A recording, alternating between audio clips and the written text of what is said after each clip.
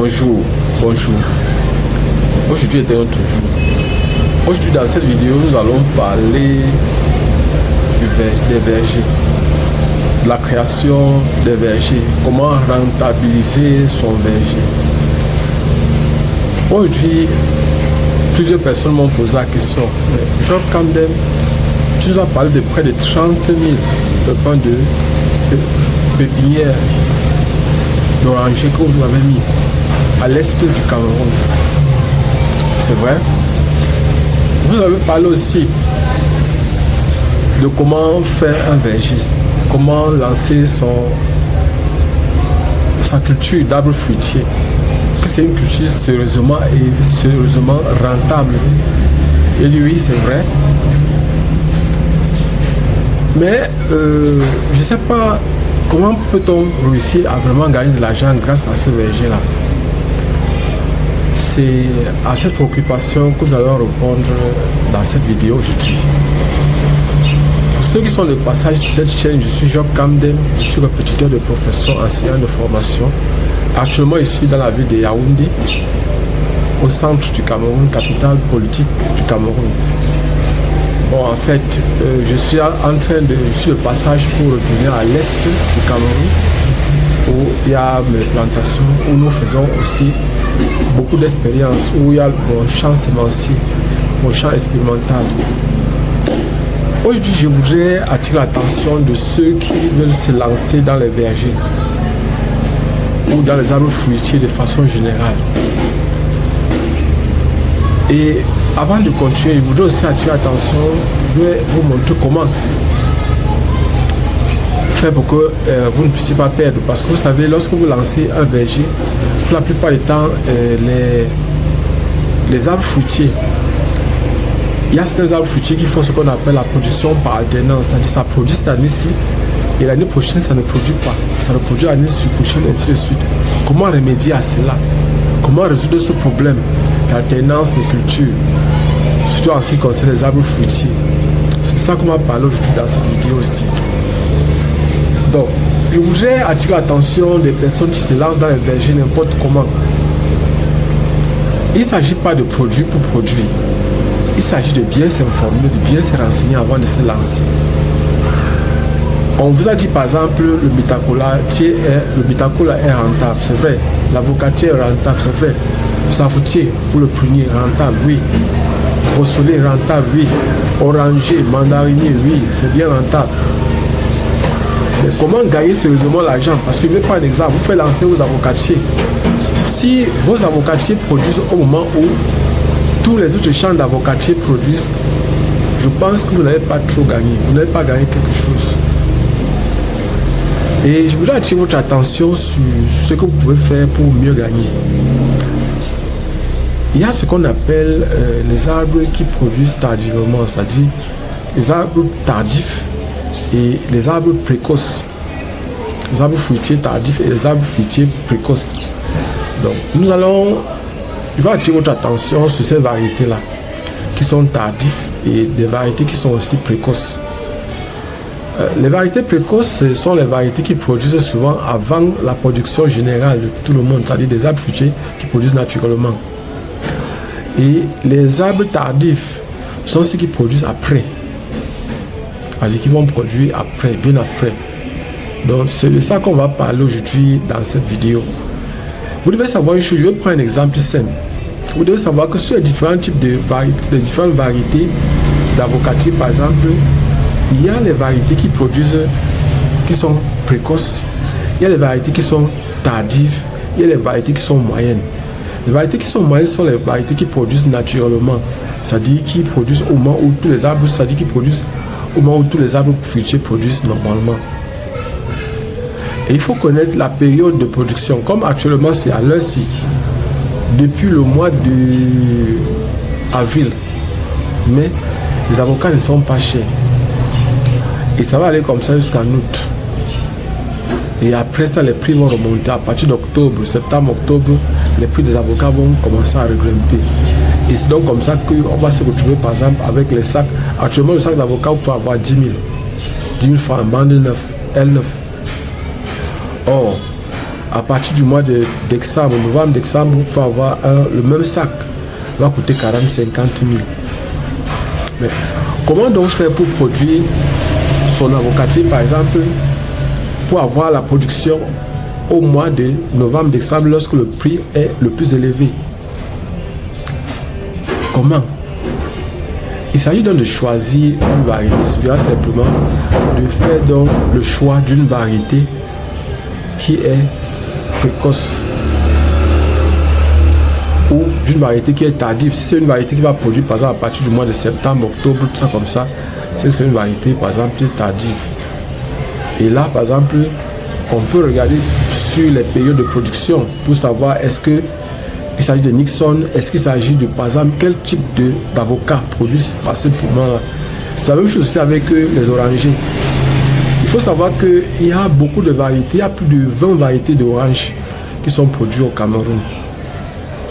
Et lorsque vous voulez vous lancer dans les agrumes ou dans la culture des oranges, vous devez tenir compte de ça. Quelle est la variété qui produit?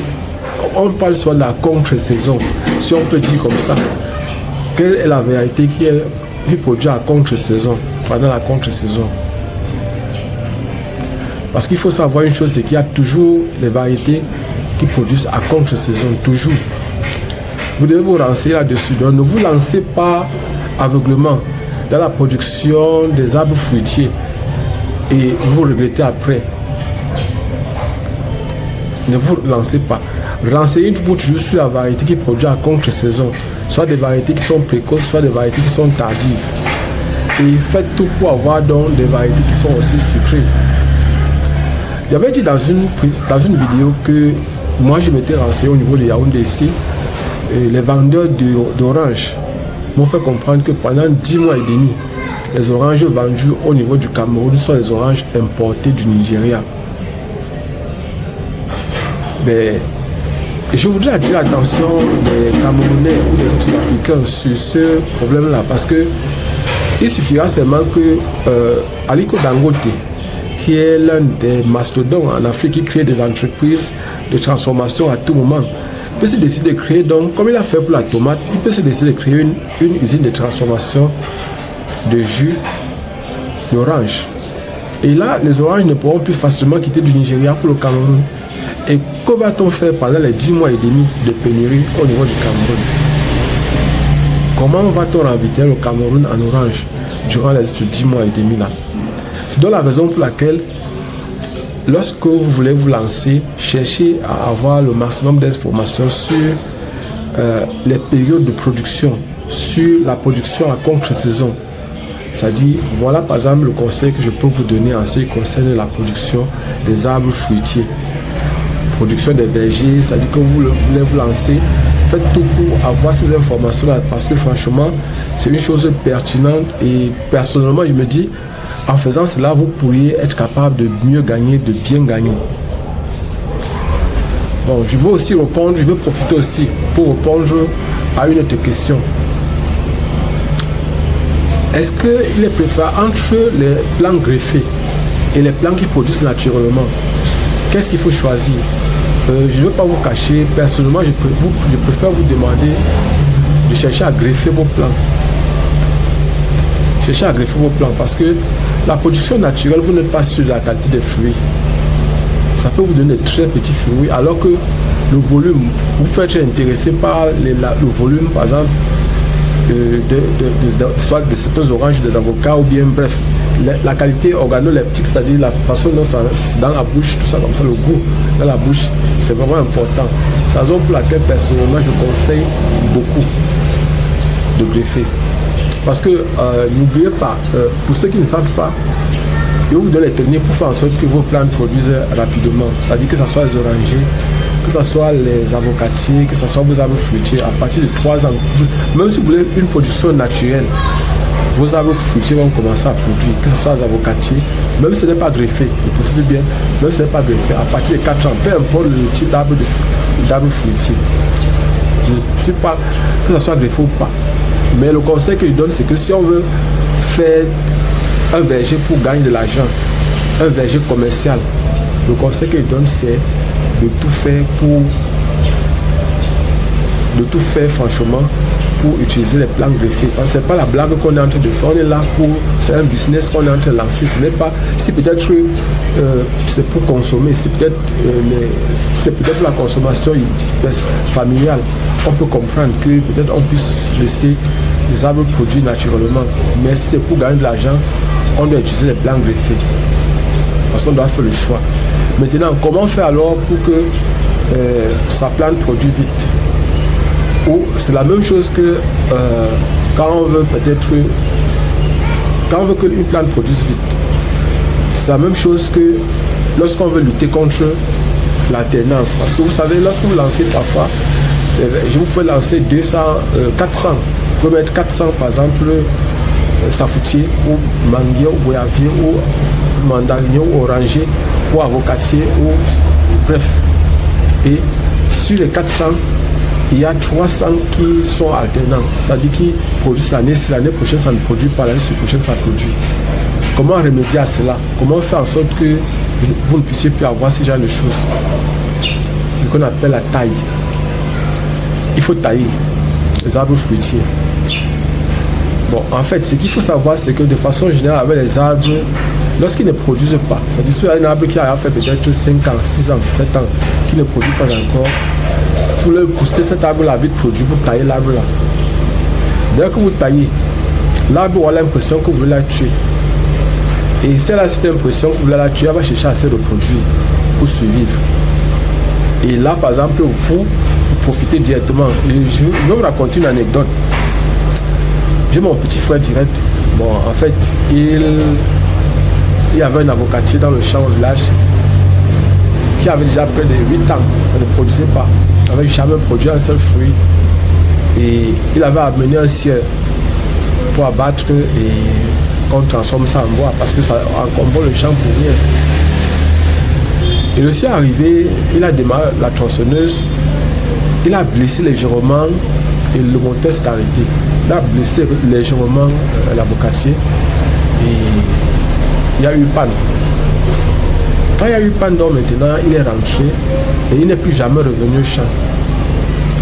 Je ne vais pas vous cacher, cet avocatier-là produit l'année-là et c'est l'un des meilleurs avocatiers qui produit depuis l'année-là, plus d'alternance. Et personnellement, j'ai interprété cela comme le fait pour l'avocatier de sentir sa mort proche et de vouloir se reproduire et de se reproduire. Et ce qui s'est passé. Donc de façon générale, les arbres fruitiers réagissent de façon générale comme ça. C'est-à-dire lorsque ils ont peur, ces arbres-là ont peur de mourir, ils doivent se reproduire le plus rapidement possible. C'est donc comme ça qu'on fait. Abonnez-vous et partagez le maximum possible cette vidéo. Donc, pour ceux qui veulent se lancer dans les vergers, je voudrais vous demander si possible, avant de vous lancer, renseignez-vous correctement sur les périodes de production. Est-ce que c'est la contre-saison ou bien ça va produire à la saison où tout le monde produit? À quelle période ça produit, entre quel mois et quel mois? Et est-ce qu'il faut absolument arroser? Je vais prendre un exemple simple. Ce qu'il faut savoir pour ceux qui font faire dans la culture du bitacola, la petite cola. J'ai fait une expérience dans ma plantation, c'est que le besoin en eau du bitacola pendant la saison sèche est vraiment élevé. Donc, ça soit tendance à sécher. Et pendant la saison pluvieuse, avant que ça reprenne correctement. C'est-à-dire ça, c'est pour les plants, les quelques plants que j'ai mis dans ma plantation à l'est du Cameroun. Donc voilà ce que je voulais partager avec vous aujourd'hui. Et je crois que pour ceux qui ont besoin d'informations là-dessus, je suis à votre disposition, je vous écoute. Et pour ceux qui veulent faire les prépas concours, je voudrais préciser que les concours ont déjà été lancés. Ceux qui ont besoin des bons groupes, des meilleurs groupes de prépa, posez la question, je vais vous informer, je vais vous indiquer. Ceux qui sont à Yaoundé principalement, les groupes de prépa avec lesquels je suis en partenariat sont à Yaoundé uniquement. Donc, que ce soit pour l'ENSAI, que ce soit pour Polytechnique, que ce soit, et puis aussi je voudrais profiter pour informer dès que possible j'irai au ministère de l'enseignement supérieur me renseigner parce que il y a des personnes qui me posent des questions sur la formation des étudiants libres. Je sais qu'au mois de janvier, le ministre avait dit que les recteurs ne devaient plus recruter pour la formation des auditeurs libres. Mais il faut que je me renseigne encore pour savoir exactement à quel niveau on est. Est-ce que peut-être le ministre a changé d'avis? Est-ce que peut-être on va relancer? Parce qu'il y a des parents qui vont poser la question comment ça se passe pour les auditeurs libres. Je leur ai dit, je vais m'informer.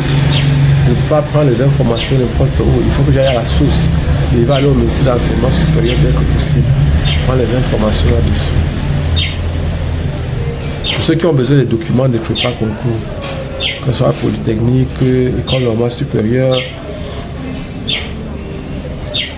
les facultés de médecine, infirmiers diplômés d'État, FASA, ISAB, bref, tous les concours. Vous avez besoin de documents, vous avez besoin de conseils, vous avez besoin d'informer, on vous donne les informations. Pour les documents, moi je ne vends pas les documents, mais j'ai un partenaire qui vend les documents dans ces sujets. Je pourrais vous mettre en contact. On se voit prochainement, Inch'Allah.